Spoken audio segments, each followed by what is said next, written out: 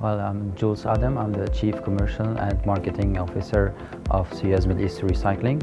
Well, one of the trends that we have realized in the last couple of years is the trend to shorter term of contracts. So the FM and the service providers working under the FM are being invited to go and to operate for shorter terms, being 3 years, 2 years, or 1 year.